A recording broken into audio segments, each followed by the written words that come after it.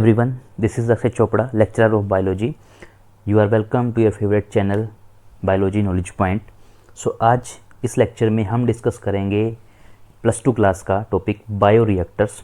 इससे पहले हमने बायोटेक्नोलॉजी के सारे जो टॉपिक हैं उनको कवर किया। हमने सीखा कि हम बायोटेक्नोलॉजी कैसे करते हैं, किस तरीके से हम अपने डिज़ायर्ड जीन को होस्ट के अंदर डालते हैं और वहाँ पे उसकी मल्टीपल कॉपीज़ करते हैं। सो इस लेक्चर में हम एक लार्ज स्केल पे कैसे हम उसका प्रोडक्शन करा सकते हैं जो हमने डिज़ायर जीन डाला है। सो वही आज का टॉपिक रहेगा और इसको हम बोलते हैं बायोरिएक्टर्स। तो इससे पहले मैं आपको 2-3 चीज़ें समझाता हूँ। टॉपिक शुरू करते हैं और इस डायग्राम पे हम थोड़ी देर में आते हैं, फिर हम इस डायग्राम को समझेंगे किस तरीके से इसमें क्या क्या चीज़ें दिखाई गई हैं और कैसे ये आपका बायोरिएक्टर्स काम करते हैं। सो उससे पहले हम एक बार थोड़ा सा समझते हैं कि बायोरिएक्टर हम क्यों यूज़ करते हैं और क्या हमारी पूरी प्रोसेस होती है। ठीक है। सो बायोरिएक्टर ठीक है बच्चे। तो बायोरिएक्टर हमें समझने, और 2 टाइप के आपके बायोरिएक्टर होते हैं आपकी बायोटेक्नोलॉजी के अंदर। एक होता है आपका सिंपल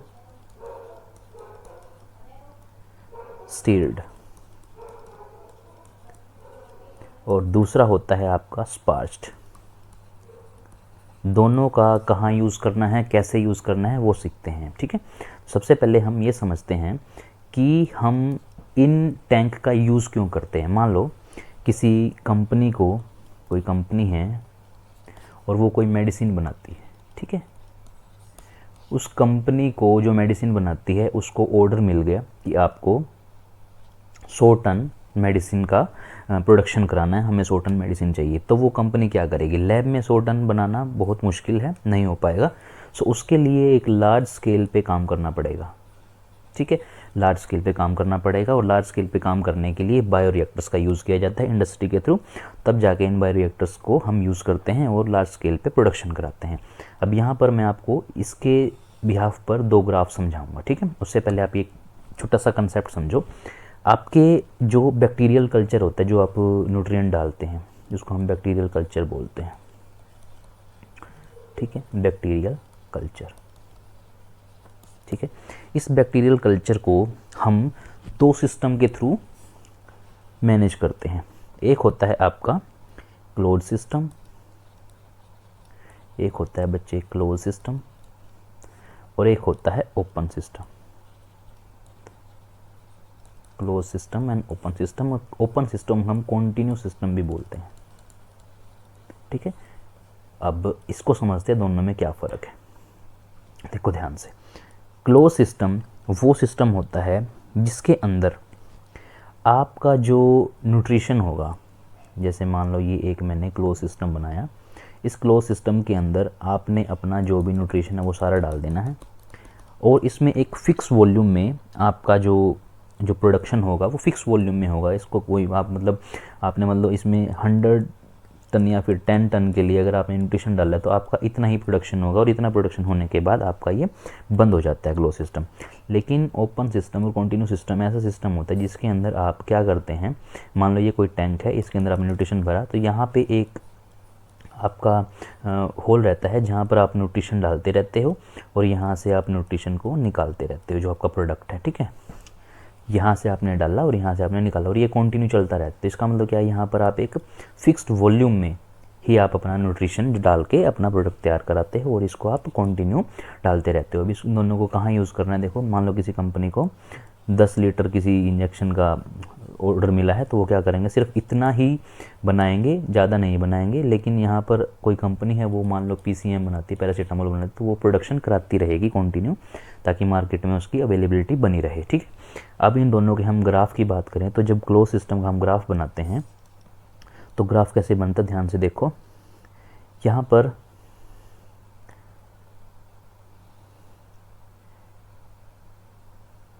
ठीक है, यहाँ पर हम ग्राफ बनाएंगे ग्रोथ और टाइम की कोरस्पॉन्ड में। ठीक है। ग्रोथ और टाइम की कोरस्पॉन्ड में आपका ग्राफ क्लोज सिस्टम का कैसे बनता है। तो आपका इसका ग्राफ जो बनता है बच्चे, वो बनता है आपका सिग्मोइड शेप का। सिग्मोइड शेप का ग्राफ क्यों बनता है वो समझते हैं। सिग्मोइड शेप का ग्राफ आपका क्लोज सिस्टम के अंदर क्यों बनता है, तो इसके अंदर आपके 3 फेज़ आएंगे बच्चे। जैसे यहाँ पर स्टार्टिंग में आपका जो ये फेज़ होता है इसको हम बोलते हैं लैग फेज़, देन इसके बाद इसको बोलते हैं लॉग फेज़, और इसके बाद जो ये स्टेबल हो गया इसको बोलते हैं स्टेशनरी फेज़। ठीक है, स्टेशनरी फेज़। अब इसमें क्या हुआ होगा, देखो जब शुरू में कोई इन्होंने कल्चर डाला होगा तो बैक्टीरिया डाला होगा, तो वो बैक्टीरिया 1 मिनट में 2 बन गए, अगली मिनट में 4 बन गए। सो ये जैसे जैसे टाइम बढ़ता रहेगा इसकी ग्रोथ बढ़ी। सो शुरू में ये बिल्कुल कम थे, उसके बाद एकदम से बढ़ा, और जैसे ही न्यूट्रिशन ख़त्म होगा इसके अंदर का सारा, तो वो फेज़ स्टेशनरी फेज़ के अंदर आ जाएगा और वो यहाँ पर स्टेबल हो जाएगा, वो ग्रोथ नहीं हो पाएगी क्योंकि न्यूट्रिशन जो था इसके अंदर आपकी कल्चर के अंदर वो ख़त्म हो चुका है। क्लोज सिस्टम में आपका सिग्मोइड शेप का ग्राफ बनता है। सो ये है आपका सिग्मोइड शेप का ग्राफ जो कि आपका क्लोज सिस्टम के अंदर बनता है।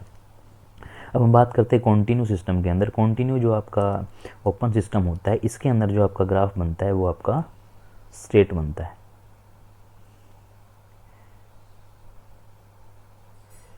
ठीक है, इसके अंदर जो आपका ग्राफ बनेगा आपके यहाँ पर ग्रोथ और यहाँ पर टाइम, ये आपका ओपन सिस्टम का ग्राफ है, ये आपका क्लोज सिस्टम का ग्राफ है।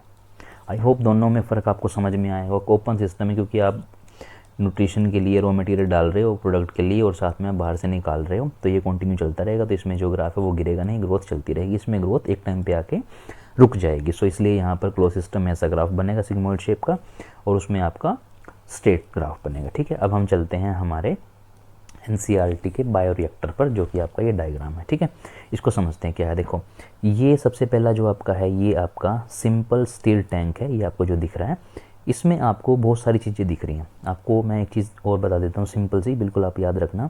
जब भी हम सिंपल की बात करते हैं, सिंपल स्टीरॉयड की बात करते हैं, इसका जो बेस होगा ना वो आपका ऐसे कर्व शेप में होगा, सी शेप में। ठीक है, और जब आप स्पार्ज की बात करते हैं, स्पार्ज टैंक की, तो इसका जो नीचे से जो बेस होता है वो फ्लैट होता है। ठीक है, स्पार्ज का जो बेस है वो फ्लैट होता है, इसका बेस, और इसका बेस आपका सी शेप का होता है, थोड़ा कर्व होता है। पहला फ़र्क तो आपको यही देखने को मिलेगा दोनों बायोरिएक्टर्स के अंदर। उसके बाद आपके यहाँ पर जो बायोरिएक्टर होते हैं इसके अंदर एक लगा रहता है ऐसे, यहाँ पर टेम्परेचर मेज़र करने के लिए। यहाँ पर एक मोटर होती है, ये मोटर क्या करती है, ये जो आपका बीच में स्टीरर है इसको घुमाती रहती है, जिसकी वजह से आपका जो न्यूट्रिशन है वो एक जगह पर स्टे नहीं होता, घूमता रहता है। अब अगर आपके न्यूट्रिशन के अंदर, आपके सॉल्यूशन के अंदर अगर कोई फोम बनेगा या फिर आपका कोई झाग बनेंगे तो उनको रोकने के लिए यहाँ पर एम्पेलर लगे रहते हैं। ये फ्लैट ब्लेडेड एम्पेयर है जो है उस झाग को या उस फोम को रोकेंगे। और ये आपका ब्रोथ कल्चर, मतलब कि इसके अंदर आपका पूरा का पूरा कल्चर भरा हुआ है जो आपने इसके अंदर न्यूट्रिशन डाला है। ठीक है, यहाँ पर साथ में आपका एसिड बेस वो लगा होगा कंट्रोलर जो कि pH को कंट्रोल करता है। और यहाँ पर स्टीम लगी होगी जो कि स्टीम क्या करती है, ह्यूमस को यहाँ से बाहर निकालेगी, बेसिकली बचाएगी ह्यूमस से इसको। और यहाँ पर आपका स्टीराइल एयर, मीनली फ्रेश एयर जिसके अंदर कोई भी बैक्टीरिया या फिर वायरस ना हो, वो एयर यहाँ से आपको पास करनी है इसके अंदर, और यहाँ पर ऑक्सीजन की अवेलेबिलिटी रहेगी। सेम इधर अगर आप स्पार्ज टैंक के अंदर आएंगे तो यहाँ पर आपको एक ये बिल में स्टीरर दिख रहा है, और यहाँ पर ये आपको 2 एम्पेलर दिख रहे हैं, और ये आपका वाइब्रेटर होता है। ठीक है, वाइब्रेटर क्या करता है, इस सॉल्यूशन को वाइब्रेट करके यहाँ पर इसको हिलाएगा, जिसकी वजह से यहाँ पर आपके जो सरफेस एरिया इसके ऊपर बढ़ेगा, और यहाँ पर आपके जो ऑक्सीजन के मॉलिक्यूल हैं उनको ट्रैप कर लिया जाएगा, और फिर वो इसके ब्रोथ कल्चर के अंदर डाल दिया जाएगा, जिसकी वजह से आपका जो न्यूट्रिशन है वो पूरा एक घूमता रहेगा और साथ साथ वो प्रोडक्ट तैयार करता रहेगा। ठीक है, सो यहाँ पर आपको बहुत सारी चीज़ें, इंक्रीज सरफेस एरिया, यहाँ से सरफेस एरिया इंक्रीज हो गया जब ऐसे वाइब्रेटर ने घुमाया। आपके यहाँ पर बबल्स को रिमूव करने के लिए ये आपका यहाँ पर एम्पेलर लगे रहते हैं, ये 2 एम्पेलर हैं, ये आपका वाइब्रेटर है, ये आपका सीरियल रोड है, और ये आपका सिंपल सीरियल टैंक, और ये आपका स्पार्ज। तो दोनों में ये फ़र्क है और ये दोनों डायग्राम आपको बनाने आने चाहिए। So this is all about the simple starched, और ये सिंपल है और ये आपका स्पार्ज्ड है। ठीक है, जहाँ पे आपके बायोरिएक्टर्स जो दोनों ये बड़े लार्ज स्केल पे प्रोडक्शन कराने के लिए यूज़ किया जाता है इन दोनों का। सो this is all about the bioreactors. ये आपका 12th क्लास का टॉपिक था, ऑलमोस्ट लास्ट टॉपिक था ये बायोटेक्नोलॉजी का, और इसके बाद हम नेक्स्ट चैप्टर शुरू करेंगे। सो इस लेक्चर में इतना ही।